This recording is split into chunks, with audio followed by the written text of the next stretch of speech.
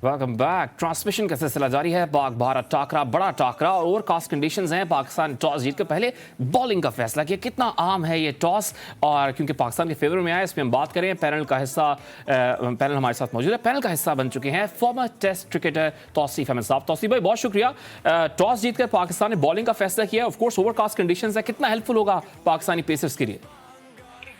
देखिए, बिल्कुल सही आपने कहा। वेदर कंडीशन है, जाहिर है वहाँ मौजूद हैं सब, और पाकिस्तान तो काफ़ी एक महीने से ज़्यादा से वहाँ पे मौजूद है, तो कंडीशन का आइडिया बिल्कुल होगा। और अगर ग्राउंड रियलिटी देखते हैं तो अगर मैं गलत नहीं हूँ तो पाकिस्तान यहाँ पे चेस करके ही जो है 3-4 मैच शायद जीता हुआ है।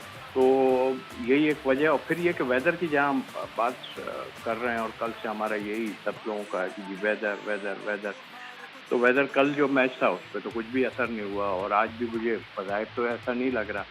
हाँ, टॉस जीत के फील्डिंग करने का मकसद ही है कि अगर कहीं वेदर का फैक्टर आता है बीच में, तो उस हिसाब से जो है वो एडजस्ट करेंगे। अपने दोनों टीमों का था, मेरा ख्याल है वो भी हमें ही उन्होंने खिलाना था शायद, बजाय तो मुझे ऐसा लग रहा था। लेकिन हाँ, वेदर के पोजीशन जो है उसको देखते हुए ये सारा काम हुआ है, और आई होप कि अल्लाह करे पूरे 50 ओवर चले, इसलिए कि ये चीज़ें मुश्किलात का बाइस बनती हैं। और कोई भी टीम ऐसा है कि 20-25 ओवर का मैच हो तो जो है वो सेटल नहीं हो पाते, जाहिर है। लेकिन ये एक फैसला है, और वहाँ की कंडीशन के हिसाब से ये फैसला है।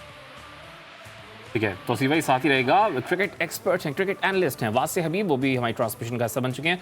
वासे, बहुत शुक्रिया। Pakistan won the toss, elected to bowl first. Expect करे थे सेम डिसीजन, और खासतौर पर रोहित शर्मा का बयान कि भाई हम भी बैटिंग ही करना चाह रहे थे। ये तो आप एक्सपेक्ट करते हैं, क्योंकि देखें हाइप ही पाकिस्तान की जो बॉलिंग ट्रियो है, हमारा फास्ट बॉलिंग ट्रियो, उसकी बनी हुई है। और कल जैसे कि टीम अनाउंस हुई थी तो ऑलराउंडर फहीम अशरफ भी उसमें बदस्तूर शामिल है। तो आपको यही देखना होता है कि साइकोलॉजिकल एडवांटेज की तरफ पाकिस्तान गया है कि आपने इनका टॉप ऑर्डर जो है ओवरकास्ट कंडीशंस में जो है वो पूरा आपने खत्म कर दिया था। लेकिन बाद में हार्दिक पांड्या और ईशान किशन के रन आए थे।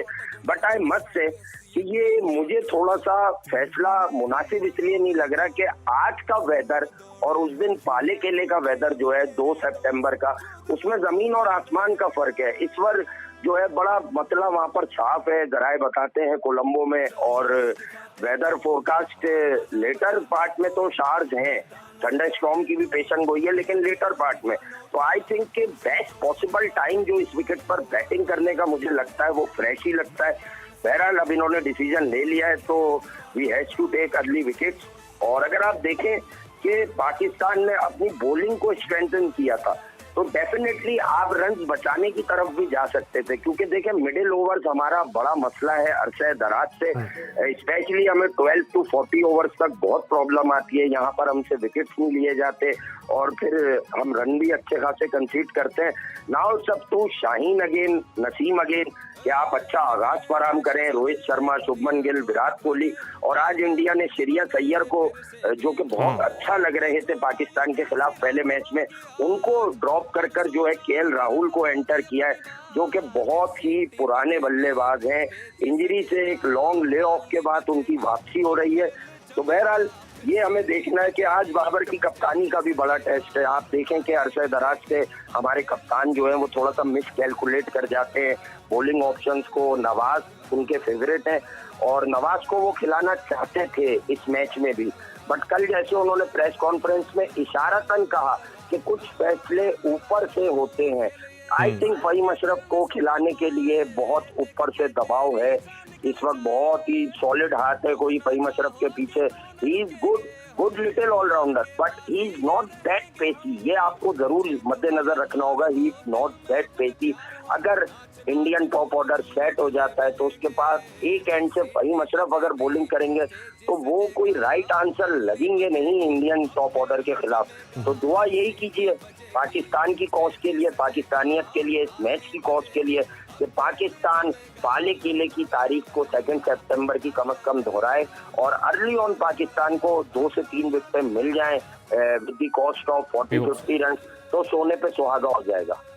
वी होप सो कि अर्ली ऑन विकेट्स मिल जाएं। अच्छा तौसीफ भाई, हम ज़ाहिर है पाकिस्तानी पेस अटैक की तो बात करते हैं, but we can't rule out India. Indian pacers भी खासे अच्छे हैं। हाल ही में मोहम्मद सिराज जैसा परफॉर्म करते रहे हैं, शामी ऑफ कोर्स एक्सपीरियंस्ड हैं, और शरदुल ठाकुर को भी हम ज़ाहिर उनकी जिक्र इतना नहीं किया जाता, लेकिन he is a good pacer. तो Indian bowling attack against Pakistan वो कैसे आप देख रहे हैं? ज़रा अर्ली ऑन तो पाकिस्तान बॉलिंग कर रहा होगा, लेकिन ज़रा सेकंड इनिंग में काफ़ी हेल्पफुल हो सकती है यही पिच, क्योंकि जैसे वास्तव भी बात करें ओवरकास्ट कंडीशंस तो रहेंगी throughout the match. Tauseef भाई, क्या ये चीज़ें तो सब सामने हैं, और कल भी यही हो रहा था जी कि ऐसा हो जाएगा, ये मैच भी पूरा नहीं होगा, वो मैच पूरा हो गया। मतलब आई मीन कि ये तो अल्लाह की तरफ से। और अभी वासे भाई ने कहा कि जो है ऊपर से उसने कहा, तो हम तो जोड़ों के बारे में सुनते थे कि जोड़े ऊपर से बनाए जाते हैं, और ये टीम के बारे में मुझे नहीं इतना था कि जोड़े जो है वो या मतलब ऊपर से कुछ होता है, बट आई थिंक मेरा ख्याल है बिल्कुल सही है ये बात। और देखिए हमारी स्पिन बॉलिंग पे जो है ना कॉन्फिडेंस नहीं आ रहा है, बिल्कुल नहीं आ रहा है। और आप अगर देखें थ्रू आउट तो हमारी स्पिन इतना अच्छा कुछ भी नहीं किया, तो मजबूरी कह लीजिए इसको या वक्त का तकादा कह लीजिए कि जो है फ़हीम अशरफ को इसमें इंक्लूड किया गया, जबकि मेरे हिसाब से अब वो पार्ट टाइम बॉलिंग से आप काम चलाएंगे, इफ्तिखार से चलाएंगे, वो जो है सलमान से चलाएंगे, जी हाँ इससे चलाएंगे, वो एक पार्ट टाइम होगी। लेकिन हाँ एक पे फोकस है, पहले हम सारा फोकस हमारा बाबर पे था कि बाबर रन बनाए तभी कुछ होगा, लेकिन वो थोड़ा अल्लाह अल्लाह करके दूसरों ने बनाना शुरू किया। अब हमारा बॉलिंग पे जो आया है सारा वो बस 3 ऊपर के बॉलरों पे आ गया। तो बिल्कुल ठीक है कि अगर ऊपर से ही ये तो चीज़ हमें नज़र आ रही है कि ऊपर से जो कि खाइफ भी हैं इंडियन, ये बात नहीं है, बिल्कुल बड़ी अच्छी बॉलिंग कर रहे हैं सब। हाँ अगर खुदा ना खास्ता अल्लाह ना करे अगर तीनों पेसर से विकेट नहीं ले सके तो फिर क्या होना है ये हमें देखना है। और अभी तक तो कोई ना कोई हमारे पास हीरो निकल के आ ही जाता है डेफिनेटली, और ये तीनों पेसर अच्छे हैं। और हम लोग यही दारोमदार रखते हैं कि यार ऐसा अगर भाई उन्होंने विकेट नहीं लिया तो नीचे भी तो चीज़ें होती हैं ना। तो वो जो एक पैच नज़र आ रहा है बीच के, जो इसकी बात कर रहे थे 30-40 ओवर उसकी बात कर रहे थे, उसमें हाँ अगर उनकी विकेट रहे तो फिर ज़रा सी काफ़ी मुश्किलात आ सकती हैं।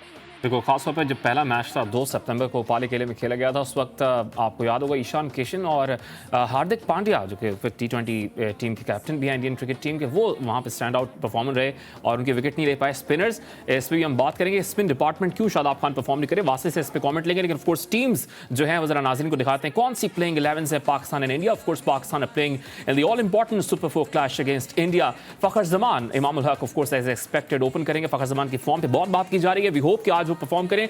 Babar Azam is the captain of course, Mohammad Rizwan wicket keeper batter for Pakistan, Agha Salman की भी सिलेक्शन पे बहुत बात की जा रही है। आज देखते हैं कैसी परफॉर्मेंस दिखाते हैं। इफ्तिखार अहमद सेंचुरी स्कोर की इस टूर्नामेंट में स्टार्ट में against Nepal of course. Shadab Khan है, दैन फ़हीम अशरफ ही कंटिन्यू कर रहे हैं, बांग्लादेश के खिलाफ भी परफॉर्मेंस दिखाई। शाहीन शाफरी है, Naseem Shah and of course Haris. India में ऑफ कोर्स 2 चेंजेस हैं, that is of course Shreyas Iyer, उसके बारे में उनके बारे में कहा जा रहा है कि बैक इंजरी है, he is out of the squad, out of the match, and coming back in the squad is of course KL Rahul, और एक और change of course Jasprit Bumrah is back in the starting 11 as well। and Virat Kohli last match में out हो गए, उनकी performance पे social media पे fans बहुत बात करते हैं, लेकिन he is always a stand out performer, कभी भी पलड़ा बदल सकते हैं अकेले अपने बैट से। तो इनकी परफॉर्मेंस से भी हम आगे चल के बात करेंगे। लेकिन ऑफकोर्स वहाँ से आपसे कमेंट देना चाहूँगा, पाकिस्तानी स्पिन बॉलिंग पे बहुत सवालात किए जा रहे हैं, और हालिया आपको याद होगा शोएब अख्तर ने भी बात की थी कि पाकिस्तान स्पिन ठीक है, शादाब खान है, लेकिन एक स्पिनर की फिर भी कमी है पाकिस्तान में। लेकिन मैं सिर्फ आपसे शादाब खान की बात करना चाहूँगा, उनकी परफॉर्मेंस को क्या हुआ है, उनकी इतना आउट ऑफ फॉर्म है कि आराम से हार्दिक पांड्या एक बैट रखते हैं आउट ऑफ द स्टेडियम, एक बैट रखते हैं, आपको याद होगा 2017 में भी यही हुआ था, वही पिट रहे थे खाली जैसे हार्दिक पांड्या से। जी देखें बात यह है कि तनकीद तो हम भी करते हैं, हमारा भी काम है, पर कंस्ट्रक्टिव क्रिटिसिज्म जो है ना वो बड़ा हेल्दी होता है। देखें अगर मैं आपको शादाब खान की इस टीम में यूटिलिटी बताऊं तो आप ये भी समझिएगा स्पिन को छोड़कर कि हम अफगानिस्तान से जो मैच जीते और हम कह रहे हैं कि वो नसीम शाह ने जिताया, नसीम की स्ट्रेंथ 10, 15, 20 रन की है ओडीआई क्रिकेट में, वो मैच असल में हमें शादाब खान ने जितवाया। क्योंकि जब सारे आपके बल्लेबाज एक एंड से विकेट छोड़कर चले गए तो बड़े क्रूशल टाइम पर उन्होंने 35 बॉल पर 48 रन बनाए। और आप बात करते हैं स्पिन की, तो वर्ल्ड कप में भी पाकिस्तान के one of the leading wicket taker थे 2022 के T20 वर्ल्ड कप में। शादाब खान सिर्फ कॉन्फिडेंस की कमी का शिकार है। देखें, इसमें थोड़ा सा कसूर माजरत के साथ हमारे कप्तान बाबर आजम का है। इन दिनों हम अपने फास्ट बॉलिंग को बैक करते हैं और करना भी चाहिए, लेकिन हम ओवर रिलायंस है उन पर हमारी। हम अगर शादाब को ये मैसेज दें कि you are not a stop bowler, आप विकेट टेकिंग ऑप्शन हो। यार आपको याद होगा कि 2000 ठीक है, कॉन्फिडेंस की कमी है। वासे कथा कलामी के लिए माफी चाहूंगा। It's time for the national anthem for the